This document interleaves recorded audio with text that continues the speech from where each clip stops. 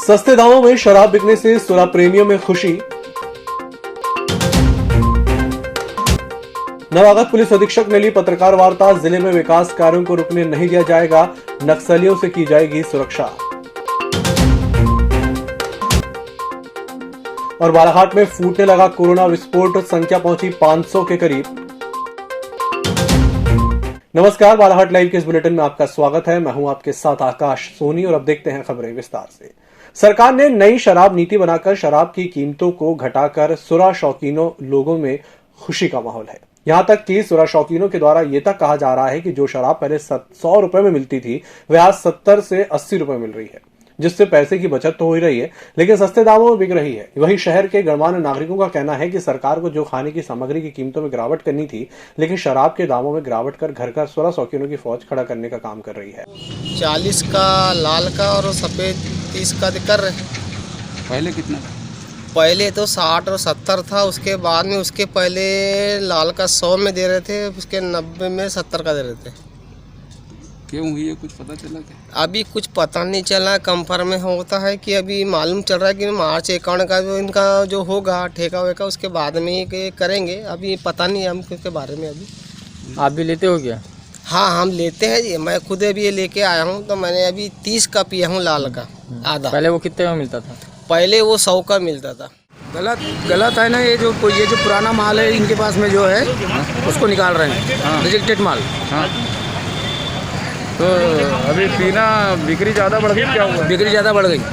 70 रुपये का रम का बच्चा आ रहा है, 140 का पौवा आ रहा है, सफ़ेद की आ रही है 40 रुपये में, 50 रुपये में लाल की आ रही है। पहले कितने की आती? पहले आती थी 90 रुपये में लाल की, 70 रुपये में सफ़ेद की, आधा रेट हो गया। बालाघाट जिले के नवागत पुलिस अधीक्षक समीर सौरभ ने पदभार ग्रहण करने के दूसरे दिन सोमवार को पुलिस कंट्रोल रूम में पत्रकार वार्ता आयोजित कर पत्रकारों से बात की। इस दौरान एसपी समीर सौरभ ने कहा कि केंद्र और राज्य शासन द्वारा नक्सली गतिविधियों को रोकने के काफी प्रयास किए जा रहे हैं। वनांचल और आदिवासी क्षेत्रों में आवागमन और मूलभूत सुविधाओं का लाभ ग्रामीणों को मिले, इस मंशा से निर्माण कार्य कराया जा रहा है। लेकिन नक्सलियों द्वारा विकास कार्यों को रोकने के प्रयास किए जाते हैं, लेकिन जिले में विकास कार्यों को रुकने नहीं दिया जाएगा और पुलिस ठेकेदारों और जनता की पूरी तरह सुरक्षा में तत्पर रहेगी। उन्होंने जंगल क्षेत्र में निर्माण कार्य कर रहे ठेकेदारों से निर्भीक होकर कार्य करने और जनता से विकास कार्यों में सहयोग करने की अपील की है। वहाँ पे हमने ये बता के रखा है कि आपको सुरक्षा मुहैया हाउस कराएगी, जिला पुलिस कराएगी और कॉन्ट्रैक्टर को हम लोग, ठेकेदार को हम लोग को बिल्कुल सुरक्षा का वातावरण देकर उनसे, क्योंकि विकास के कार्यों को रुकने नहीं देना। तो प्रयास हमारा है कि सुरक्षा हम लोग पहले बढ़ाया करें। बालाघाट जिले में इन दिनों कोरोना का ग्राफ बढ़ता जा रहा है, साथ ही प्रतिदिन अधिक संख्या में मरीजों के मिलने से एक दहशत का माहौल बना हुआ है। फिर भी लोग नियमों की धज्जियां उड़ाते हुए और लापरवाही की सीमा को लांघकर बिना मास्क के घूमते नजर आ रहे हैं, जिसकी वजह से आज जिले में 478 मरीजों की संख्या पहुंच चुकी है, जबकि 30 जनवरी की रिपोर्ट में बालाघाट जिले के 150 मरीजों के सैंपल कोरोना पॉजिटिव आए हैं। बालाघाट जिले में इन दिनों बेलगाम दौड़ रहे वाहनों के चलते सड़क दुर्घटना बढ़ रही है। सोमवार को अलग अलग थाना क्षेत्र अंतर्गत सड़क दुर्घटना में 2 लोगों की मौके पर ही दर्दनाक मौत हो गई, जिसमें पहली घटना कोतवाली थाना अंतर्गत ग्राम धापेवाड़ा में सोमवार की अलसुबह मॉर्निंग वॉक पर पैदल निकले 45 वर्षीय व्यक्ति को एक अज्ञात वाहन ने टक्कर देकर फरार हो गया। दुर्घटना में धापेवाड़ा निवासी इरफान खान की गंभीर चोट आने की मौके पर ही मौत हो गई, जिसकी सूचना थाने में मिलते ही पुलिस ने मौके में पहुंच मृतक के शव का पंचनामा कर पोस्टमार्टम करवाकर शव परिजनों को सौंप दिया। घटना की जानकारी सुबह गांव में लगते ही ग्रामीणों में प्रशासन के प्रति आक्रोश देखा गया। ग्रामीणों ने वाहन के बारे में पतासाजी कर चालक को गिरफ्तार करने और सीसीटीवी कैमरे लगाए जाने की मांग को लेकर धापेवाड़ा चौक में मुख्य मार्ग पर टायर जलाकर चक्का जाम कर आक्रोश जताया। जिले में दूसरी घटना वारासिवनी थाना क्षेत्र अंतर्गत ग्राम गर्रा चौक के पास सोमवार की दोपहर करीब 1 बजे घटित हुई, जब एक पेट्रोल टैंकर वाहन की टक्कर से बाइक सवार 41 वर्षीय अधेड़ की गंभीर चोटें आने पर मौके पर मौत हो गई, जिसकी सूचना स्थानीय लोगों ने पुलिस को दी, जिससे यातायात पुलिस और वारासिवनी थाना पुलिस ने मौके पर पहुंचकर आवश्यक कार्रवाई कर शव को पोस्टमार्टम के लिए नगरपालिका बालाघाट के शव वाहन से वारासिवनी भिजवाया। विगत दिनों वन विभाग की टीम ने मुखबिर की सूचना पर चांगोटोला क्षेत्र अंतर्गत ग्राम खैरगांव में चोखेलाल पटले के घर से बाघ की खाल सहित अन्य 2 प्राणियों की खाल बरामद की थी।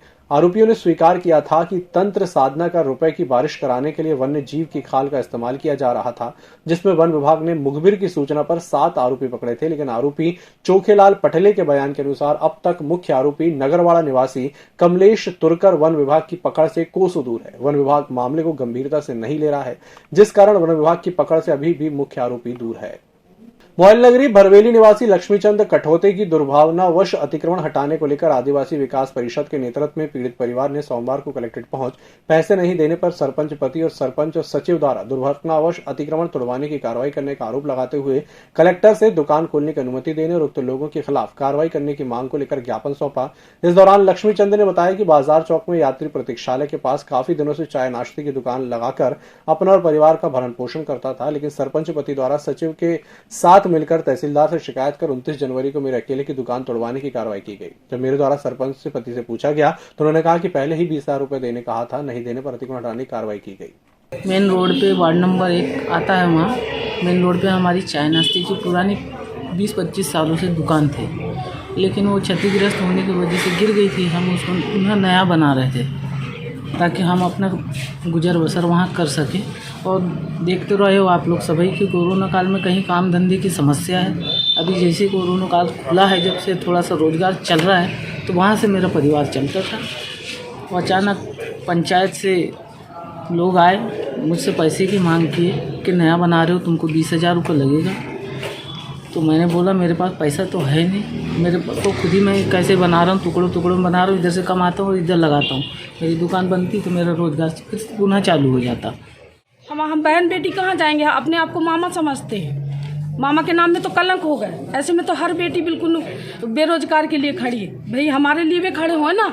आज हमारा मकान जाके देखे, हर चीज़ के लिए वो हो रहा है, उपाय हो रहा है, पर हम लोगों के लिए कोई उपाय नहीं हो रहा है। ये गलत बात है। आज हमको अपनी बेटी समझते हैं, भांजी समझते हैं, तो हमको ये चीज़ दो ना। अब कहाँ गए सब मुख्यमंत्री, कहाँ गए सभी? लक्ष्मीचंद कठोते हैं, ये 20-25 साल 30 साल से वहाँ पे दुकान लगा के निरंतर अपनी दुकान में चला रहे थे। और इनका एक बेटा है और 10-12 परिवार का 10-12 लोगों का एक परिवार है, जिसमें वो दुकान के भरोसे इनका जीवन यापन चलता था। मुझे जानकारी लगी कि इनकी दुकान को तोड़ दिया गया है और वहाँ के जो सरपंच और सचिव हैं उन लोगों ने डिमांड किया है कि इन लोगों से कि 20,000 रुपये दो, तभी तुम्हारी दुकान यहाँ पे रहेगी, अन्यथा इसको हम तोड़वा दिया जाए। कलेक्टर साहब से आवेदन दे के हम अपील की है कि इनका कुछ ऐसी व्यवस्थाएं हो जाए जहाँ पे आजू बाजू में ऐसा टीन वगैरह डाल के कि उनका जीवन यापन निरंतर चलते रहे। रोशन फुटबॉल क्लब चिखला झोड़ी के तत्वाधान में 5 दिवसीय जिला स्तरीय फुटबॉल टूर्नामेंट का आयोजन 32 सालों से लगातार किया जा रहा है। इसी तरह इस साल भी 26 जनवरी से 30 जनवरी तक चिखला झोड़ी फुटबॉल ग्राउंड में किया गया, जिससे क्षेत्र की 16 टीमों ने हिस्सा लिया। फाइनल मुकाबले में 11 फुटबॉल क्लब पिंडकेवार और इमैनुअल क्लब भरवेली ने प्रवेश किया, जिनका फाइनल मुकाबला मुख्य अतिथि बैहर विधायक संजय विकी की उपस्थिति में शुरू हुआ, जिसमें इमैनुअल क्लब भरवेली ने 5-0 गोल से पिंड के पार की टीम को हराकर जीत का परचम लहराया। दोनों टीमों ने फाइनल में स्थान प्राप्त किया। हार जीत अपनी जगह है, लेकिन पूरा मैच देखने के बाद ये लगा कि भरवेली की टीम फाइनल के लायक थी और उन्होंने विजयश्री हासिल की। फुटबॉल उन्होंने अपने पास रखा और पासेस भी बहुत अच्छे चल रहे थे उनके, और इसी के बदौलत उन्होंने 5 गोल किए और 5 गोल के साथ प्रथम स्थान प्राप्त किया। इस बुलेटिन में फिलहाल इतना ही। इसी के साथ मुझे दीजिए इजाजत। नमस्कार। EMS टीवी के YouTube चैनल को सब्सक्राइब करें और बेल आइकन दबाएं, साथ ही EMS न्यूज ऐप डाउनलोड करें।